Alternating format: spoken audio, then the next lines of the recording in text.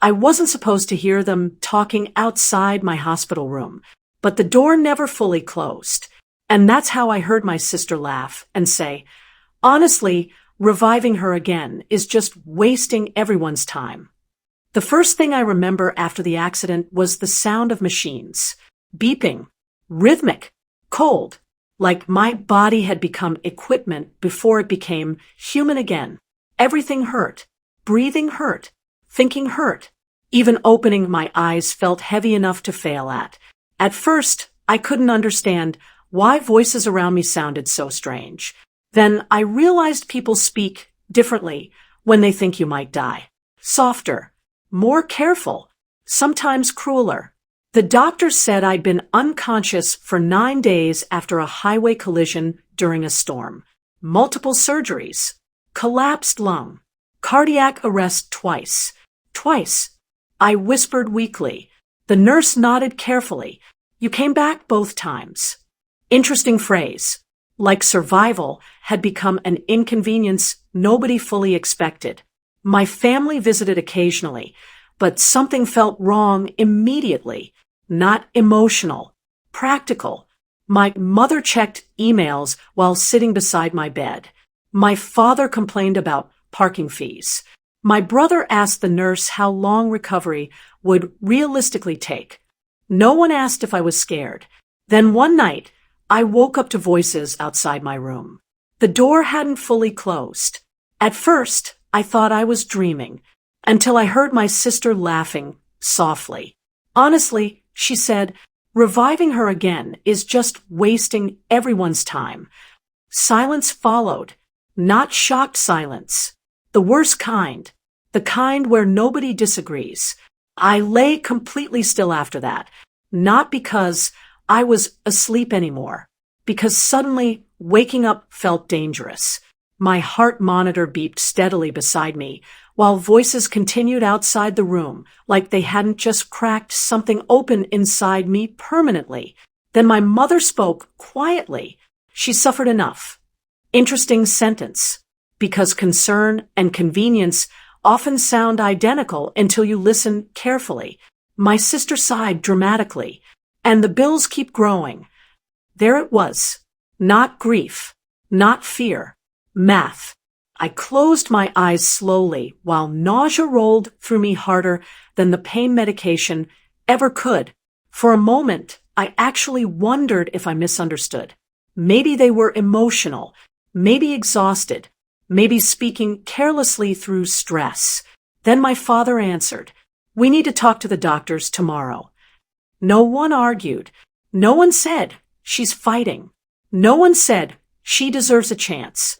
The silence afterward told the truth more clearly than words.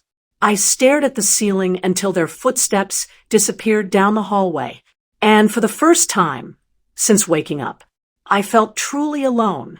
The next morning, my nurse noticed something was wrong immediately. "You okay?" she asked softly while checking my IV. I almost lied automatically. Instead, my voice cracked. "Can families tell doctors not to save someone?" Her hands paused briefly.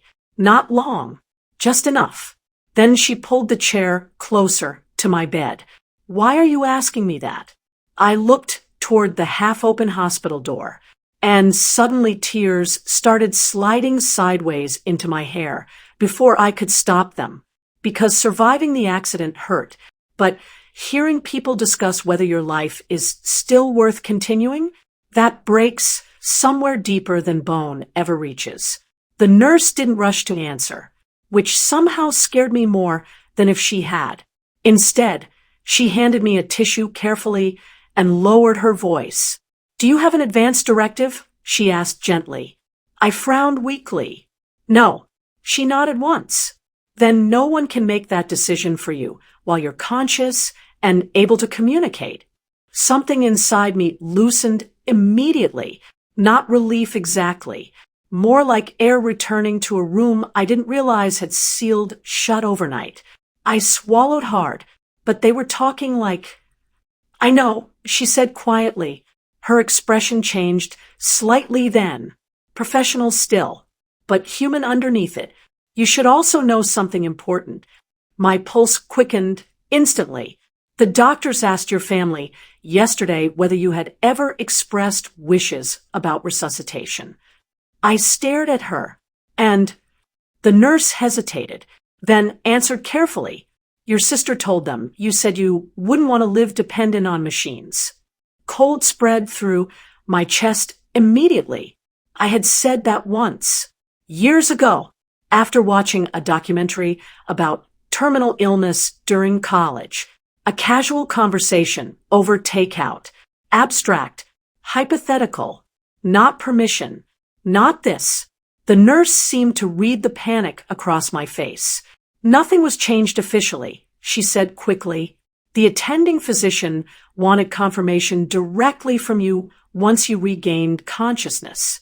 For the first time since the accident, gratitude hit me hard enough to hurt. Some stranger in a white coat had protected my voice while my own family tried speaking over it. Tears burned behind my eyes again, not because I was weak, because betrayal becomes unbearable once survival gives you enough clarity to recognize it fully. Then the nurse asked softly, "Do you want me to limit visitors for now?" I should have hesitated, should have defended them automatically the way people do after years of emotional conditioning. Instead, the answer came instantly. Yes. The word surprised even me, because it wasn't angry. It was exhausted. The nurse nodded gently and stood to leave.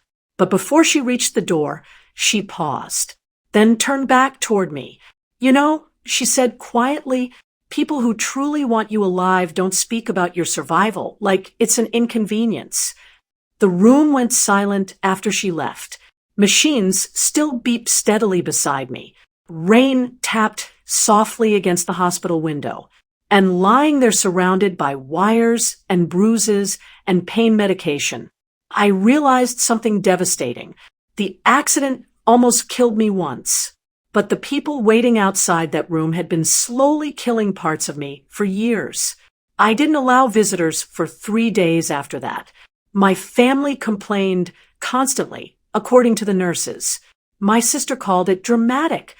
My father demanded updates from the front desk, like access to me was a customer right. My mother cried loudly enough in the hallway for other patients to hear. Interesting how grief becomes performance once an audience exists. But inside my room, something quieter was happening. For the first time in my life, I was hearing my own thoughts without my family speaking over them. And the strangest part was realizing how peaceful that felt. The doctors slowly removed machines as my condition improved. Breathing became easier. Walking became possible again, even if painful. Every small recovery felt less like returning to my old life and more like waking up from it.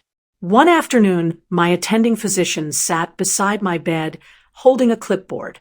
"There's something you should know," he said carefully. My stomach tightened instantly. "Your sister pushed very aggressively for a DNR recommendation after your second cardiac arrest."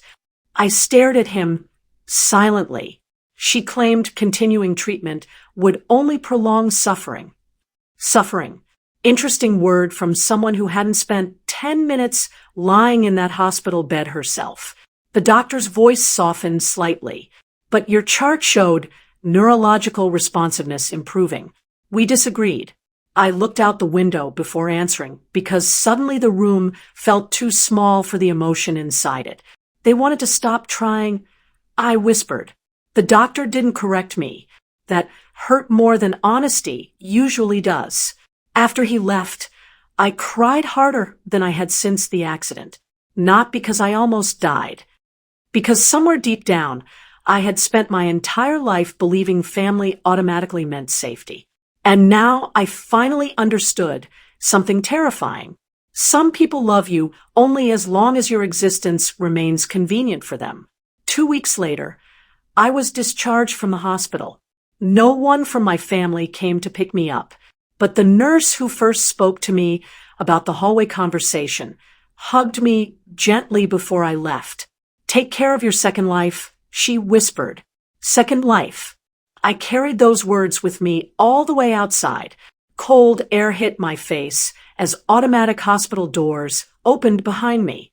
For a moment, I just stood there breathing, alive, not because my family fought for me, because strangers did. And somehow, that truth changed everything more than the accident ever could. Your one click can keep these stories alive. Subscribe, because every voice deserves to be heard.